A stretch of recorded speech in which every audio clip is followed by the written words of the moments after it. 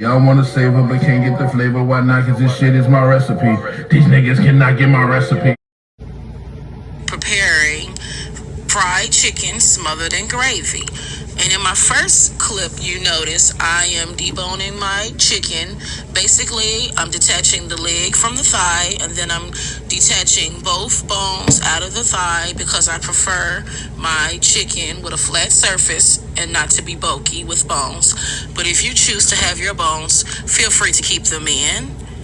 I just prefer to keep them out. In my next clip, you will be watching me wash my chicken very thorough. You want to make sure there's no blood clogs. You want to make sure there's no leftover feathers or just nothing that doesn't look too appealing. You want to wash it very clean. I use lukewarm water and I wash each piece several times just to make sure, as you see, it's nice and clean and waiting to be seasoned and marinated. In my next clip, I start off with my Worcestershire sauce because it gives a great marinade, great flavor, great body to any type of meat. I love using it all the time, very affordable. I'm using garlic powder. I'm also using onion powder as well as smoked paprika, which is a great smoked hickory taste if you're into that type. Next, I'll be using adobo. I love it. It's an all-purpose seasoning. It adds more spice. And then I'm going to top it off with a little bit of seasoning salt because I love my seasoning salt. It gives a nice flavor, but you don't want to add too much so you don't make it too salty. You want to mix everything very well. If you feel like by your color you don't have enough flavor, go ahead and add in your favorite spices instead of leaving it plain. This is the time now to add the flavor. So I'm going to add in some extra paprika, and then I'm going to add in just a little bit more adobo as well as a little bit more seasoned salt to top off that flavor. Then I'm going to mix it in very well so that each piece is coated with a good marinade on it. I let this sit for about 20 minutes, then I presume, and I add my flour and my cornstarch. You want to add flour and cornstarch so that way it sticks great to the chicken. It gives it a good coating so that way when you're frying it, it will come out nice and crunchy with a full body because we want to protect that skin. We're going to season our flour again because it has no flavor, so quick garlic and onion in there. And then we're going to add just a taste more of seasoned salt to make sure our flour has taste as well, and a more smoked paprika for just a hint of a hickory. We want to blend that in very well and make sure each piece is nice and coated evenly and very stuck into it. So that way when it fries, you don't have to worry about it coming off. Make sure your oil is nice and hot.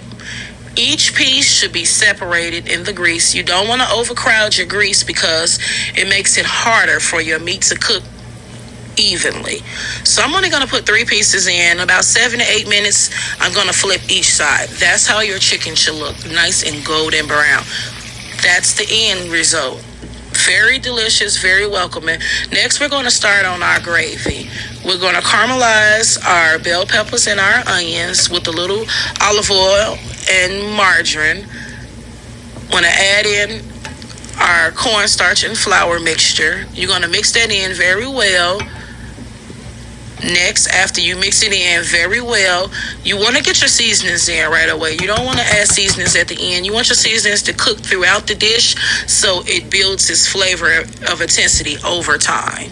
So I'm going to add my onion and garlic and adobo and taste more seasoned salt into my gravy batter now. Then I'm going to give it a quick mix around and add in my beef broth. Beef broth is very great for using your own gravy. It gives it body, it adds color, and I also add in a little milk just to give it a creaminess, but I don't want to add too much milk. And minced garlic also for flavor.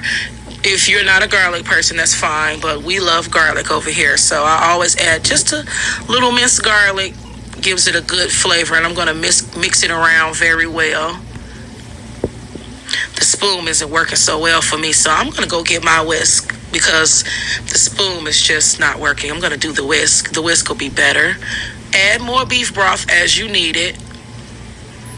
Add more beef broth as you need it because, like I said, we're just getting a body to this. We're gonna get it more liquefied. Then we're gonna thicken it up when it comes to the end. That's right. Gotta get the whisk, cause baby, bye bye to you, spoon. Hey, big dog, you know what to do. Whisk all my troubles away. Let me go back on script. Sorry about that, you guys. But next, I'm going to start adding my chicken once my gravy thickens. Let that simmer about 10 minutes before you add your chicken. Let it get a good thickness on it. Then add your fried chicken and get them really coated. Get them really coated. Get them down in there. Then just let them simmer another 10-15 minutes, and this is how your chicken should look at the end, baby. She's ready. Look at her. She's ready. They're ready for the grand beyond. What do hubby think?